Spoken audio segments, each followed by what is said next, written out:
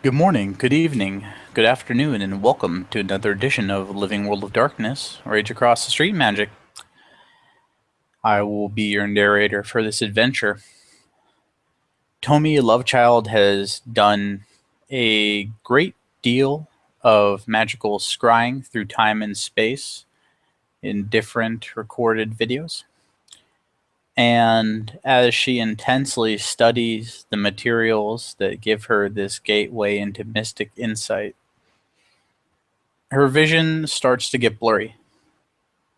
As she concentrates harder, it seems to phase for a few moments into darkness. There's a pinprick of light at the center of her vision, and it gets wider and wider and wider, wider and wider and wider, until finally it is just one big light blur. And then details start phasing in. Lots and lots of details. It's almost like she's looking at these hazy hills in front of her, and then the hills start to take form. They've got little coverlets on them. Why would hills have coverlets on them? Everything starts to come into full living color, and she is on an airplane, very large airplane. When she looks around, she is in the cabin of a jet. She's in the cabin of a jet that is chock full of people because she's very clearly not in first class. This is what flying international coach is like. Like any other coach flight, except bigger. There is a larger mass of humanity. Stewardesses come up and down the aisles periodically. Sometimes they are passing out snacks. Sometimes they are offering meal services that are in excess, severe excess of anything reasonable to pay for plasticky chicken, overcooked rice, and whatever that brown stuff is. Sometimes they are making people pay the same amount that they would pay for a godless amount of vodka for what amounts to a frustrating thimble. Occasionally, people take them up on their offer. But that is where we begin our scene.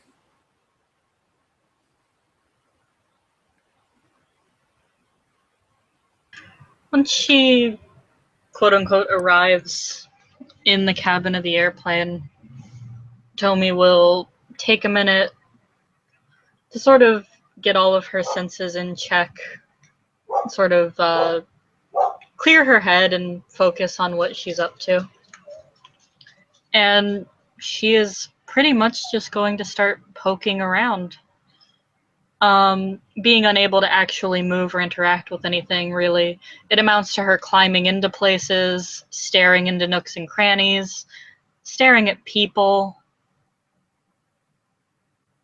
She keeps a bit of an eye on the bathroom, seeing as that's the only mildly private place here. Most likely place for crimes or fucking to happen. Okay. So you're focused on the bathroom right now? Mm-hmm. Okay, roll me. In fact, are you just flat out staring at the bathroom? Oh yeah, she doesn't need manners right now, so she's... It would look extremely weird if it was actually happening. Okay. What you get from the bathroom is that people come in and out of it. Um, just normally. There's not a lot special that happens. At some point, a person goes into the bathroom, and then another person kind of ends up waiting there in that awkward way where you don't really want to deal with the rocking of the plane, but you really want to get in there. But there's somebody in there, and oh my god! And you can see this guy. He looks actually real peony.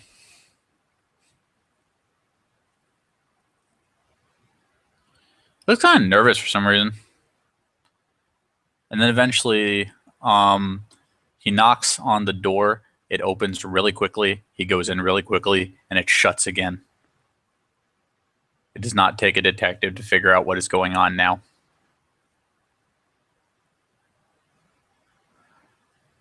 Tomi, being Tomi, is going to press her ear up to the door. There are noises that I cannot describe on public channels. Tomi will remove her ear from the door. Ugh. She now knows more than she wanted to about that complete and total stranger. Indeed. Has Tomi been up and down the aisles during this journey? Yeah. Okay. Well, eventually, because you don't really need politeness and you've got plenty of time considering this is a 12-hour flight, you will find Tove. Tomi knows what Tove looks like because that was part of the material provided to her. She is sitting there reading like a book that she obviously bought at the airport. It's one of those things where it's got like a shiny sticker on it that says, bestseller, like, every other book there at the airport. But if the cover art's anything to go by, it's not anything special.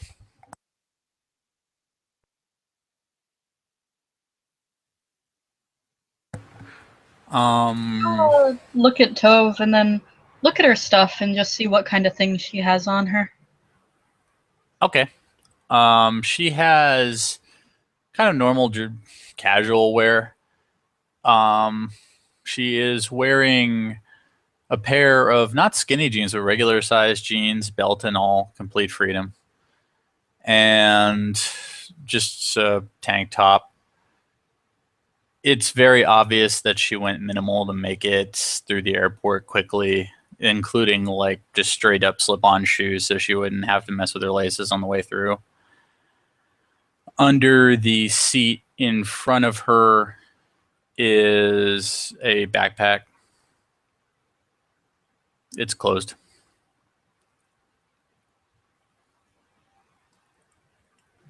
She'll try to get a peek into the black backpack, but when she reaches out to sort of nudge it, her hand just goes right through it. So she shrugs.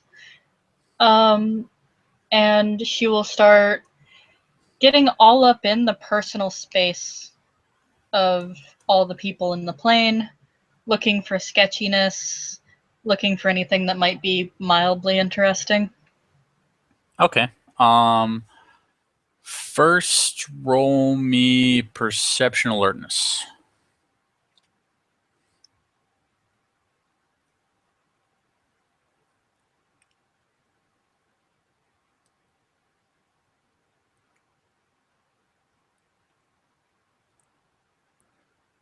Okay. You notice this. Honestly, I would have even given you a diff 5 just for how obvious this is. But what you notice is that a couple rows back and towards like the human mass that is the middle. Like there are some nice orderly rows on the sides, but the middle is just a disgusting breadth of rows and humanity. And near the aisle, not even in the aisle, but like the seat next to the aisle, is a man who is like a head taller than the people around him. That's why he's so easy to spot. He is a head taller. There are other tall people too, but he kind of sticks out. And he seems to be looking roughly in Tove's direction.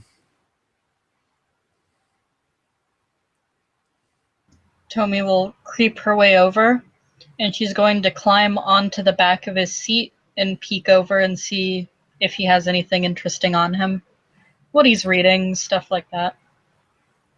At the moment, he's not reading anything, though by the little airport bottles that are on his extended tray, which he gets very upset about when somebody starts leaning their seat back. There's like at least 5 of those little airport vodka bottles. They're Dunsky. He doesn't always keep an eagle eye in Tove's direction, but he looks a lot more than somebody who's not being weird.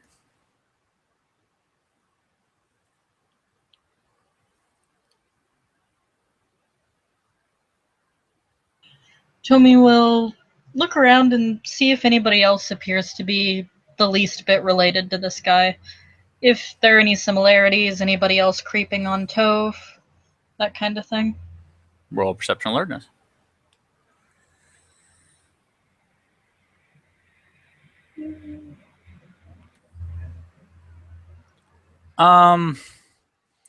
Occasionally there will be people coming up and down the aisle.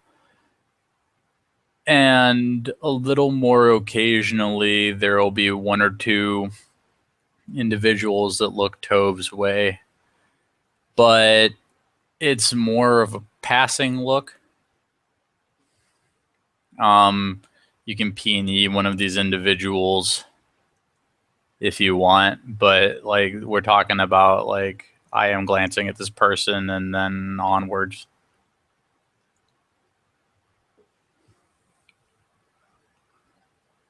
Tomi will peony because she doesn't want to spend all the time to do a whole nother ritual. Okay.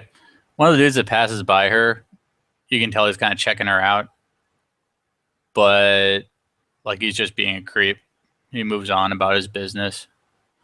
In fact, he's kind of upset when he finally, if you follow him, and you can hear how upset he is because, like, this lavatory, I've been in this lavatory like 4 times. It's still locked. Who is in there? Who is in there pooping themselves to death? He's starting to get kind of upset. The stewardesses are distracted with him now. With the stewardesses distracted, she is going to snap over and look at the dude who was being extra sketchy. Okay. What he ends up doing is he scrums around in his pockets a little bit and he comes up with like a very small notepad. It looks like it was recently purchased, and a pen. It looks like he totally stole the check-in person's pen when people check bags in. It looks like he flat out stole that pen, like a jerk. Because they don't give those away. Only terrible people steal pens. Either way, he's writing stuff on there, but does Tomi speak Ukrainian? Nope. Okay, to you it is Cyrillic. Quasi-Cyrillic. Tomi stares at it, sort of blinks.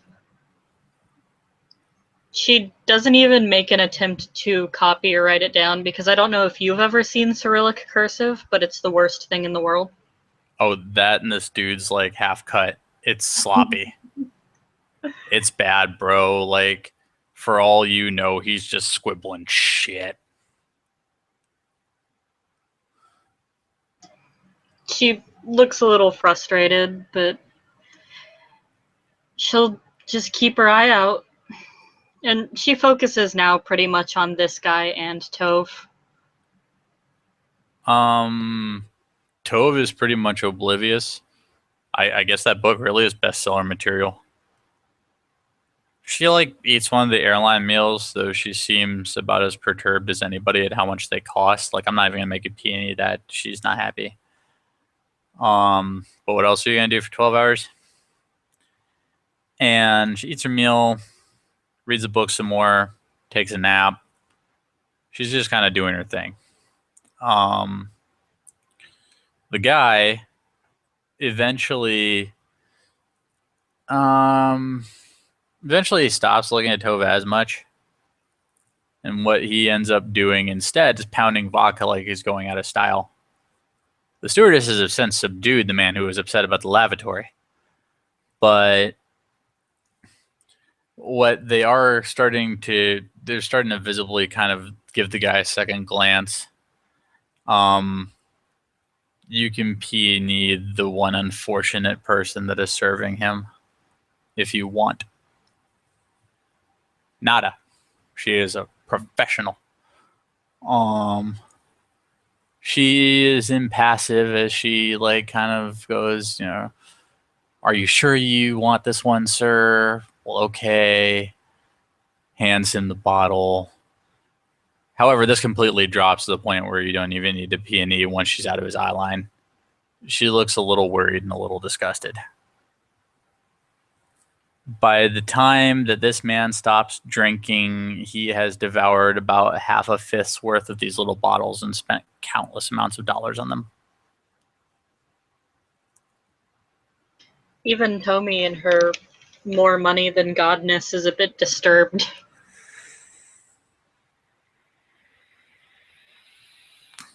Tomi will notice that, like, this dude, when he pays for it, he pays in cash, and when he pays in cash, he pays with a wad on a clip.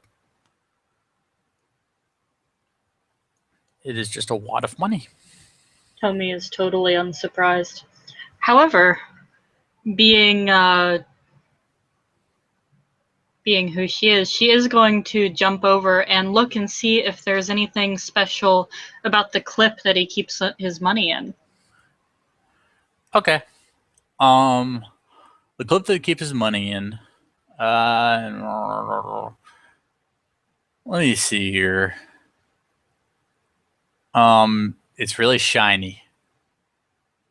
It is possibly the shiniest, silveriest thing, if not real silver, that you've seen as a simple money clip.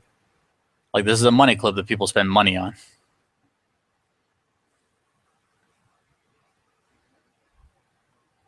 And Tomi's not terribly surprised by this. Getting all up in his face, you can eventually tell that he has a scar on his right cheek. If you want to figure out what might have made it, you can roll intelligence medicine.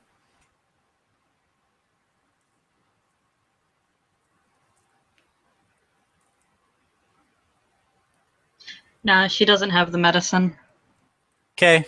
He's got a scar on his cheek. Doesn't make him look prettier. In addition, roll me perception alertness. So I'm going to give it to you like difficulty 4 because you're right up in this guy's shit. Haha, still one. He has tattoos on his hands. The typical gangster setup. Just the mane on the back palm and then the Cyrillic letters on the knuckles. Yeah. With one of them, it's Cyrillic letters. With the other, it's got like these different kinds of crucifixes. Like one, the flesh tones make the crucifix, and it's the black band and everything around it that shapes it. One is just the black crucifix. One is a black crucifix with some border lines. Like, they're all crucifixes. Crucifixes. Okay, so Tomi pretty much thoroughly recognizes this as a Russian mobster by now. Yeah. Actually, what I will tell you is you can roll me, if you so desire, because this is an extended period of time, intelligence streetwise difficulty 7.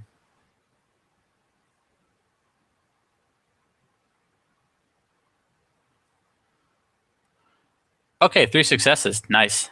That is the threshold I was looking for. Russian, yes, but not quite. You feel like this is something related, perhaps in another country in that region. But from what you know about the street and Russian ink, this is the designs and the method aren't 100% to be associated with like the flat out Russian mafia.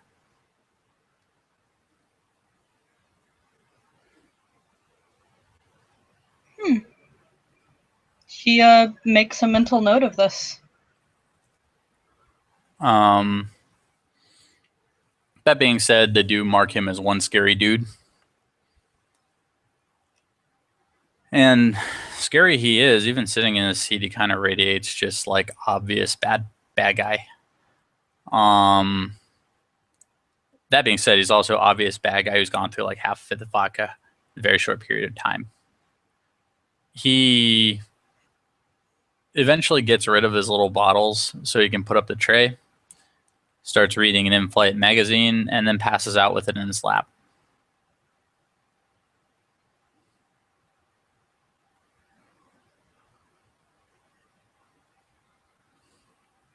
Okay. Tomi will, she'll keep an eye on Tove mostly and check to see if this guy sobers up and wakes up. But other than that, she'll probably mostly be waiting out the flight, seeing as she has her targets. This cat is asleep until like 20 minutes before arrival. He sleeps like a solid 7 hours. And he snores loudly. It is obnoxious, but the people next to him look too terrified to make him stop. What a lovely person. I know, right? Either way, the plane touches down and instructions are given to disembark and all of that. However, while Tomi, having been on a few flights herself, can tell that instructions are being given, they're all being given in a language that is... Actually, does she have Greek? She does not. You have no idea, but can make an educated guess what's going on and what language they're speaking given the location they've touched down in. You can't tell exactly what they're saying, but like you've been on a flight before, you get an idea just based on what people do. And you're not alone. There are some people who obviously also do not speak Greek, but are just kind of like playing the passenger see, passenger do game. Either way, the plane disembarks, and the stewardesses look visibly happy to have this large man off the frickin' airplane when he does pass by them. Tove is out ahead, though. Her row was ahead of his, and so she got out before him.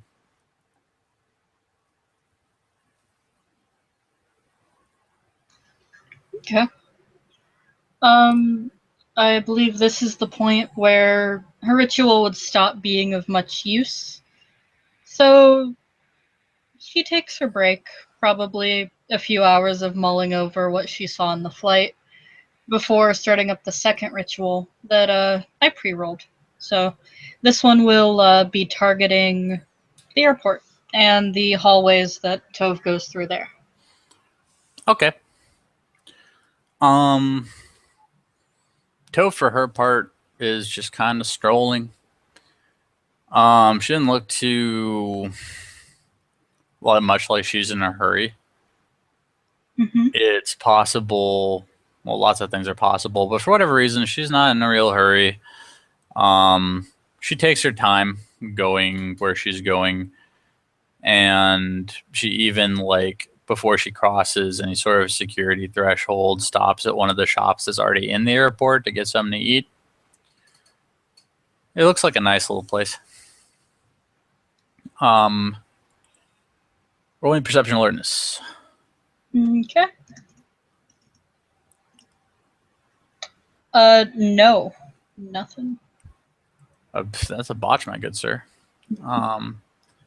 Yeah, Tomi is flat out like, man, Tove is interesting. Though she does see this one dude. It's like this, he's very skinny, has horn rim glasses, and really sunken eyes. Kind of looks at Tove. Like, she gets her thing, she sits down, he's already there with a cup of coffee. Man, when she sits down, starts enjoying her meal, I'm not even gonna let you roll P&E. You know. Tomi creeps over, and she'll just stand literally right next to where Tove is. She'll mostly be watching her drink to see if horn-rimmed glasses dude puts anything in it. Turns out the horn rim glasses dude does jack shit other than be a creepazoid. Like seriously, eventually this guy is so obvious that, like, if Tomi even looks up to examine things other than this dude and Tove, she will see a young couple like glaring daggers at this dude.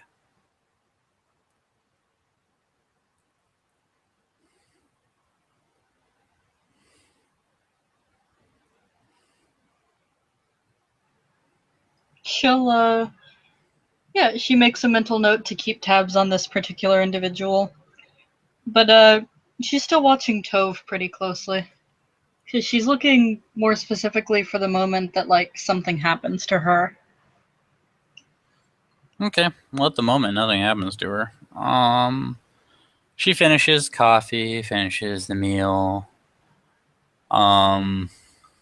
Eventually, she gets up and heads further down the airport. And oh, that didn't go in your favor at all. Okay, keep following Tove. She will do so. Tomi is pretty much like right on top of her the whole time. She doesn't have any need for manners, so she just walks right through people, right through things.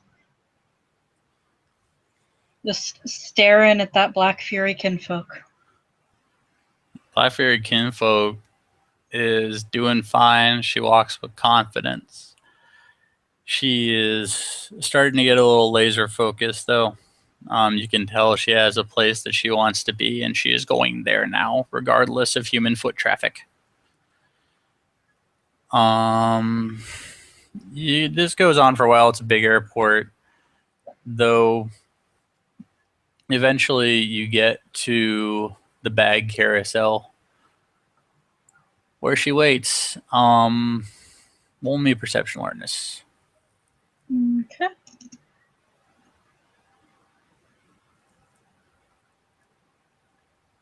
I'll actually give this to you at diff 4 because like this is a static gathering of people. Tall, dark, and ugly's there. Tomi will creep over to Tall, Dark, and Ugly. What's he doing? He's saying something in a language you don't understand because I know you don't have that language. He seems vaguely pissed off, and this isn't even a P&E roll. He just sounds angry. It seems like he's muttering to himself mostly, though with the way he's given this carousel the hairy eyeball, you can pretty much tell that most of his anger is directed at it. Like these are things that are like so blithely obvious that I have no need to make you roll for them. And not only are they blithely obvious, but they're blithely obvious in a way that make people near him not want to be near him.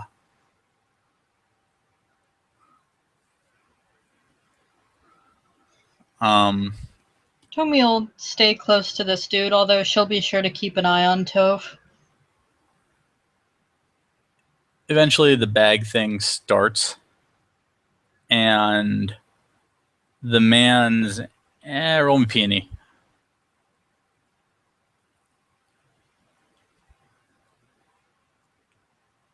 His anger has turned to a strange kind of nervousness. The kind that you see in people who just realize they had an epiphany of some sort that has introduced complications into their lives. Ooh, what's that? Oh, it's actually nothing. I just found out that you can make it roll a dice by just clicking the dice, and I'm amazed. Sorry. It's just me being a child. That's fine. Oh, that's really funny, dude. Okay, that's awesome. Your 10s were for nothing. I was just about to drop some bomb ass shit on you, but okay. So eventually, what you see is the nervousness dissipates when he fishes out a bag, and he goes away from the carousel and starts leaning on a column of some variety, and he gets on his cell phone.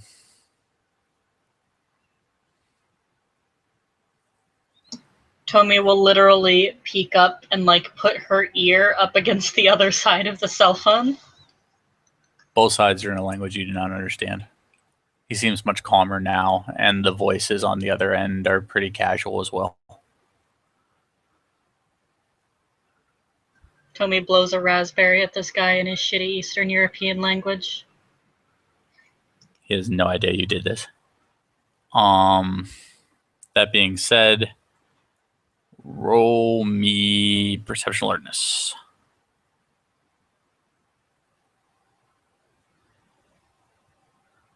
Nada. Okay. Since it was standard diff, that's a botch, my good man. You see Hormon Glass' guy again. He's there. He fishes out a bag. And when you look at him, you realize you have fucking completely lost track of Tove.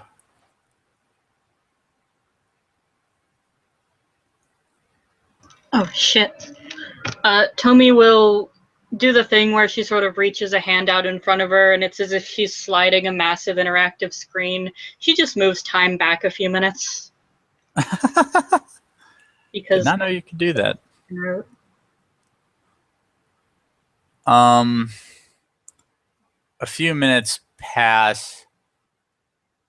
Still no Tove. Moves it back. Basically until she sees Tove sitting in the seat she was in again. Are you rewinding all the way back to the coffee place? No, to the back to sitting in baggage claim when she last actually saw Tove and knew where her location was. Okay. Well, while you're standing next to Tall, Dark, and Ugly,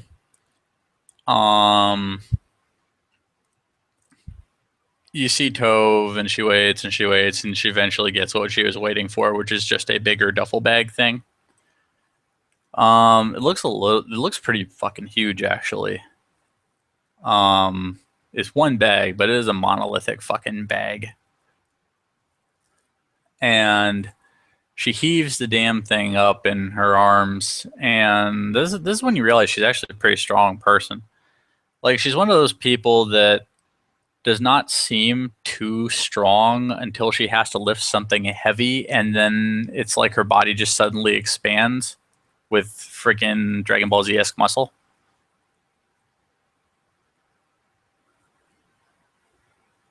So that happens. Turns out Tove's pretty ripped. So she carries this bag with relative ease on top of that, and she is now heading towards the gates. And on her heels is Tomi. Okay. You keep an eye out for anything else, or you just staying focused on Tove? She'll stay focused on Tove for now. Okay. Tove goes through the gates and hails a taxi. It's really kind of a strange thing to watch because she waves her arm out to hail a taxi, and it's almost like all these taxi drivers are hailing her back. They're yelling at each other. They're yelling to her. They're much nicer about yelling to her than they are to each other. She looks vaguely amused at this and eventually just picks one of them. Tomi will stick her ass in the taxi. It doesn't really matter where. In fact, she kind of just sits in the lap of the driver because why not? She can. Okay. The taxi drives off. Because of where your second series of scryings was focused, what you notice is, or what you begin to get the sense of, is that the further this goes away from the airport, the closer you are to like just shutting your window. Do you look around while you're in the taxi?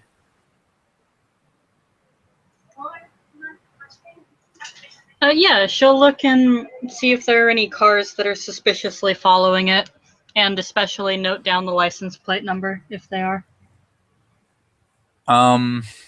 Roll perception alertness.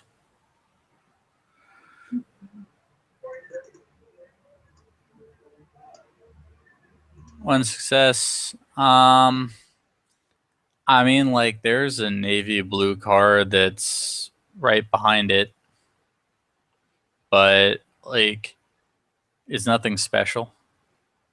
This is an airport pickup ramp. Vehicles happen.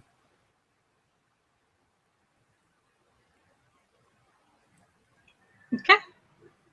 She is actually going to rewind once again to baggage claim. Oh my god, I love the time sphere. It's hilarious. It's my favorite sphere. Time and correspondence are the best. Okay, you rewind. And this time she is going to follow Tall, Dark, and Ugly. Okay. You follow Tall, Dark, and Ugly. What's really funny is that, like, he straight up is. Let me think here. He is a ways away from Tove, but once again, she's not really out of his sight. He is stuck on his phone now. The thing is glued to his fucking face. As Tove goes out and you watch her once again be amused at the taxis, he heads down away from the column of taxis down to where the private vehicles are. And gets into a gray vehicle with two other gentlemen who don't look that different from him. She'll take a look at the other gentleman, and then she will peek over to look at the license plate on the car. It's a license plate with a specific number of symbols and letters that identify the vehicle. I don't know how Greek license plates work. Fair enough. And just because Tomi is Tomi, she's going to memorize exactly what kind of car it is. Make, model, year. Okay. It is a 2000 somebody bobble car. What you get is that it's a sedan, like a 4-seater meant. Yeah, it's a sedan from the mid-aughts. From a company this is just my allergy to using brand names and things like that. Oh, that's cool. I mean, just as long as she knows, like, specifically what car it is so she can look it up later. Yeah, you'll given that Tomi works with vehicles and frankly has access to the kind of manuals that would point what car it is out to her, I imagine that once she sees like the logo that is plastered all over these types of vehicles, in fact, like you look at the back of the car, it says what type of car it is. Basically, without going into without access to the vehicle's papers, you'll know its make and model at the very least.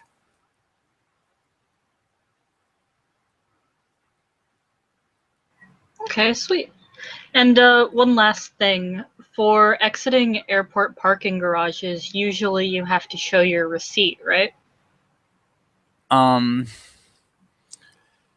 Usually, but the way that like your scenario is played out, Tove got in a taxi, but it was very obvious that these guys kind of rolled for a quick pickup. Mm-hmm. Meaning that they didn't engage in any sort of parking or enter the parking lots whatsoever. Okay. And this car is following. Does it look like it's following the taxi that Tomi saw Tove in? You know what? You're like, are you in the vehicle with these guys? Yeah, she'll sit on their laps too. Okay. Yeah, if you get in the vehicle with these guys, they seem pretty casual at first. Like maybe they were just picking this guy up. But eventually the guy who is in the back reaches up and smacks the guy in the friggin' passenger seat just across his fucking face. Real hard too. Like he draws blood. And he starts pointing out ahead, gesticulating in front of them. And he just gesticulates out there. And he's pointing something out and fucking yelling his head off. Does he look like he's gesturing in the direction of that car? He is gesturing in the direction that you know the taxi to be. Okay. And as a very long shot, do they have a GPS? No. What they do have is a little funnier. They literally just have like a paper map, and it is in the passenger's lap.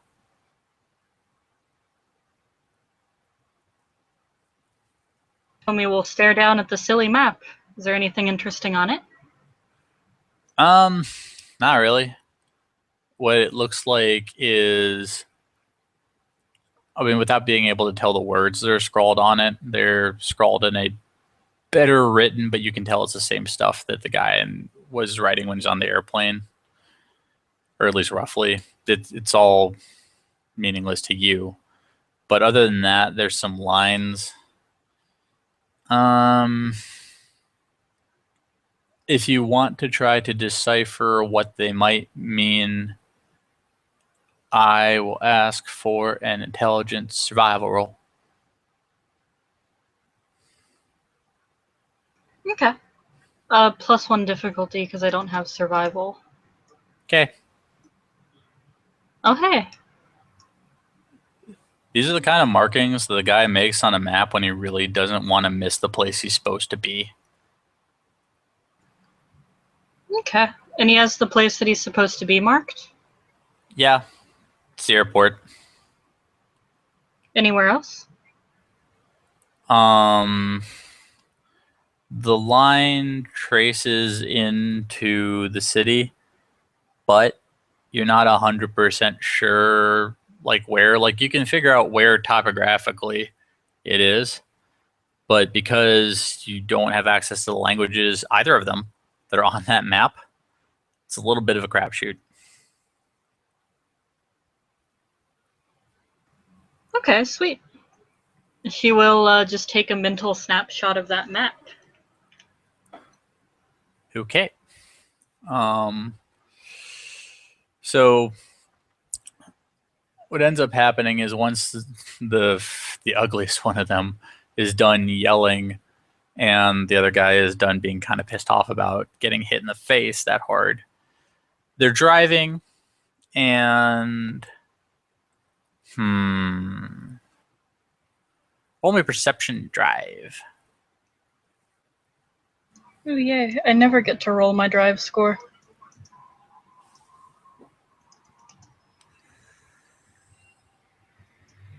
Nothing. The streets are too foreign. Yeah, they're just driving. Like I said, because of the limits of the focus you're on, it's kind of a little strange because it's an off ramp, yeah, that leads away from the airport, but it's the literal same one everyone else has to take. There's not a lot to suss out from it. Okay. Yeah, after all of that, she'll probably just let the ritual end. The vehicle with these three gentlemen continues going down the ramp, and as it gets closer and closer to what you can tell is a series of roads that just kind of it bleeds off into, your vision starts to get blurry again. And it blurs and blurs and blurs into darkness. That point of light becomes nothing, and then becomes a point of light again. And the world expands. And at first it expands in a square that's slightly askew, and the edge of something doesn't quite make sense to you because it's all so light, so bright. But things start to get sharper. They start to get sharper, and this square has lines on it. The other lines seem to have more depth at edge. And slowly focuses into view, and you realize that you are back in your own time and sphere of natural perception. You're back in that room.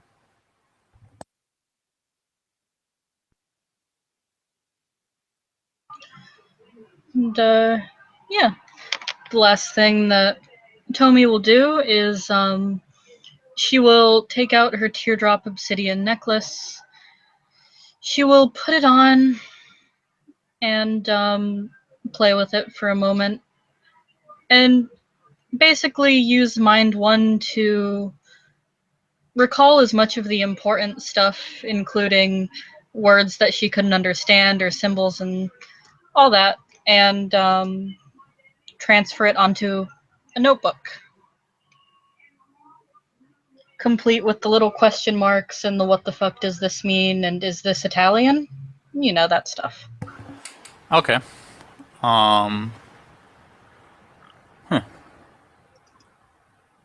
Keep forgetting your RT 3. And that should be enough to do it. Yeah, I'd say so. Yeah, 4 successes for something like that doesn't seem out of the ordinary to me.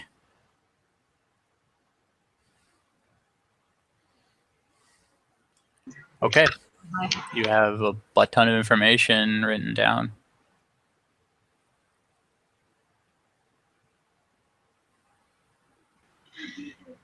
And unless there was anything else to do, I do not believe so, unless there's something you would like to do in the moment.